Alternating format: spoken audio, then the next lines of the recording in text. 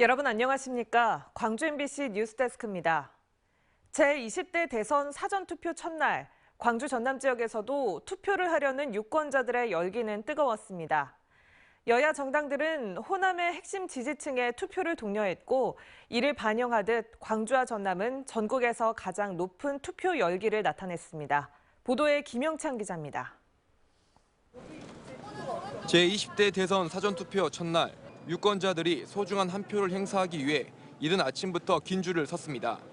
대선 당일날 투표가 어려운 유권자들이 미리 투표를 하기 위해 사전투표소를 찾았고 내가 좋아하는 사람 빨리 찍으려고요. 특별하게 한 건 없고 또 그날 또 빨리 놀러도 가고 오려고. 생애 첫 투표를 하기 위한 청년들의 발길도 이어졌습니다.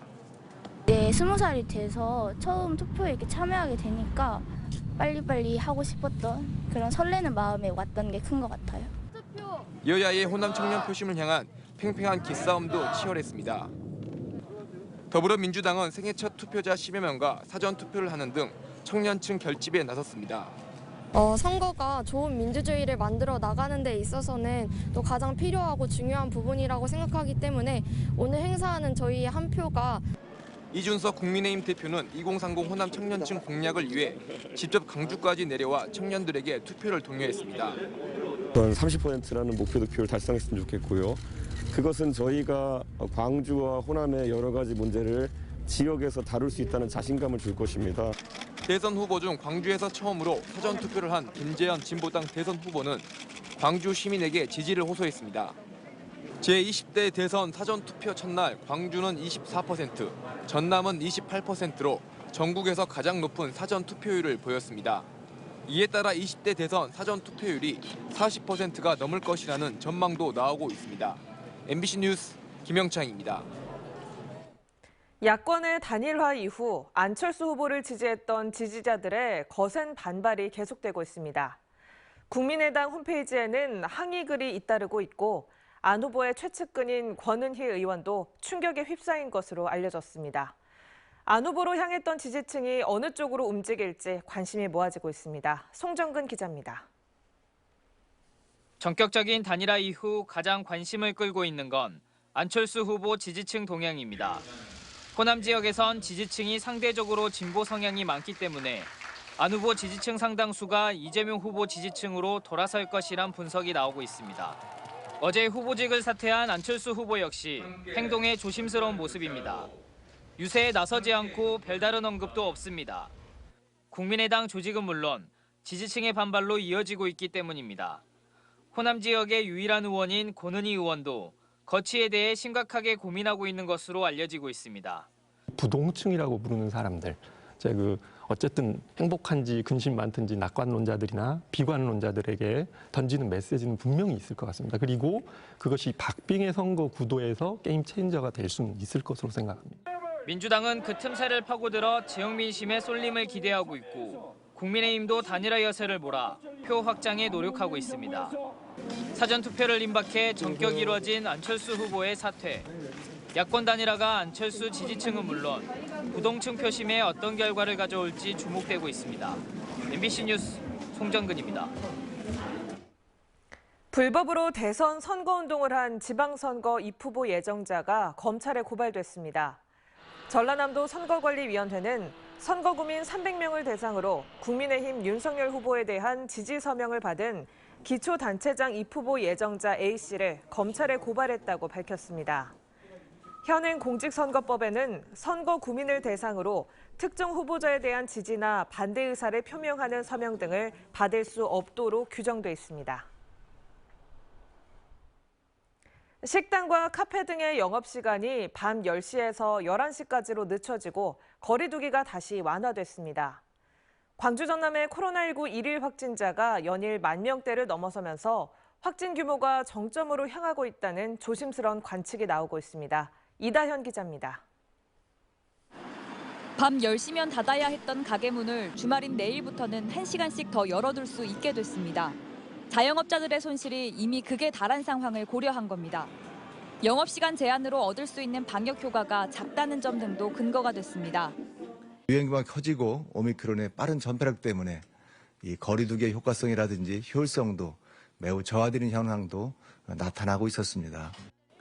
사적 모임은 기존처럼 6명까지만 가능합니다.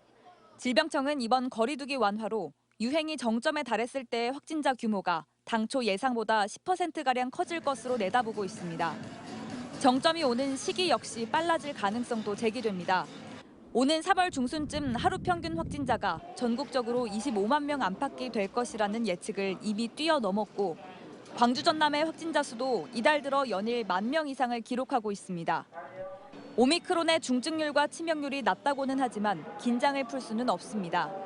지난 2년 동안 누적된 광주시 코로나19 사망자 129명 가운데 약 77%가 오미크론이 발생한 지난해 12월 이후에 나왔습니다.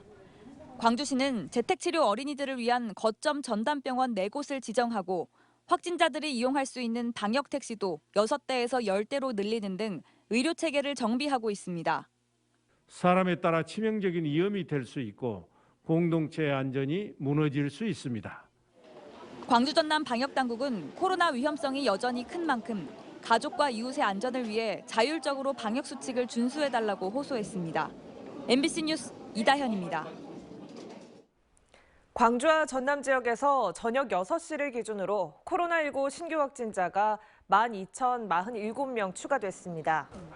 광주시에 따르면 요양병원 등에서 이어진 산발적 집단 감염으로 오늘 7,019명이 양성 판정을 받으면서 역대 최다 확진을 기록했습니다.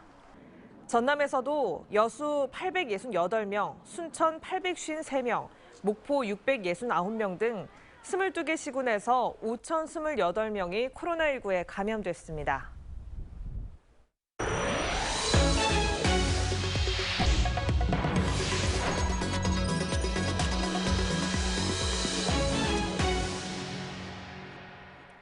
국내에서도 친환경 해상 운송 시대가 열리고 있습니다.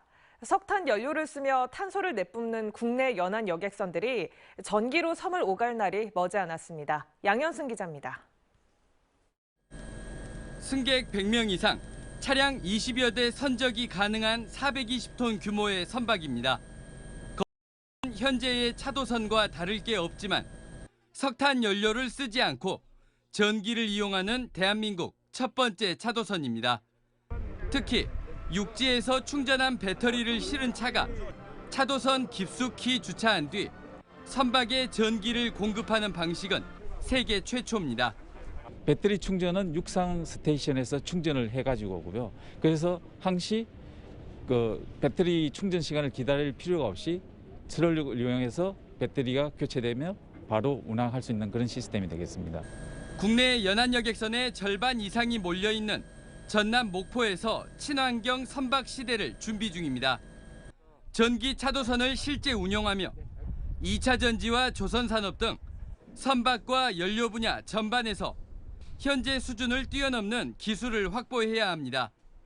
친환경 선박 연구소와 교육기관 등이 목포 앞바다에 집결해 친환경 대체 연료와 선박 무게를 줄일 신소재 개발, 기자재 국산화 기술 연구를 함께 추진합니다. 착실히 추진해서 우리 목포가 세계 친환경 선박 메카로 발돋움할 수 있도록 중앙정부 모든 기관들과 협력해서 최선을 다해 나가겠습니다. 친환경 선박 기술을 세계 수준으로 끌어올린 뒤 2025년에는 270조 원 규모의 세계 시장에 뛰어들 계획입니다. MBC 뉴스 양현승입니다. 고흥의 오리농장에서 고병원성 조류 인플루엔자가 발생했습니다. 중앙사고수습본부는 고흥군 남양면의 오리농장에서 검출된 조류 인플루엔자 항원을 조사한 결과 전염성이 강한 고병원성으로 확인됐다고 밝혔습니다.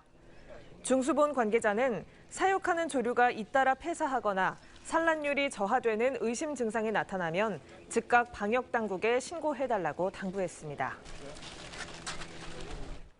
광주시가 상습적으로 지방세를 납부하지 않고 있는 체납자를 대상으로 징수에 들어갑니다.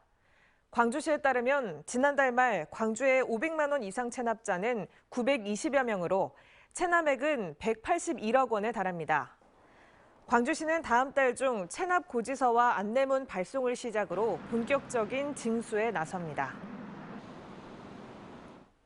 자신이 제기한 민원을 구청이 제대로 처리하지 않는다는 이유로 행패를 부린 50대 남성이 경찰에 붙잡혔습니다. 광주 북부경찰서는 어젯밤 10시 40분쯤 북구청 당직실 유리창을 돌로 깬 혐의로 53살 박모 씨를 붙잡아 조사하고 있습니다. 경찰 조사 결과 구청에 도로 보수를 요구했지만 이를 제대로 조치하지 않았다는 이유로 술에 취한 상태에서 이 같은 범행을 저지른 것으로 드러났습니다. 전남개발공사가 소유한 숙박시설을 일괄 매각했습니다. 전남개발공사는 한옥호텔인 영암 영산제와 여수 오동제, 해남 땅끝호텔을 광주광역시 소재 법인인 재림 ENC에 476억 원에 매각했습니다. 개발공사는 애물단지였던 이들 숙박시설의 매각으로 재무 건전성을 확보하고 신재생 에너지 사업에 집중할 수 있는 계기를 마련했다고 밝혔습니다.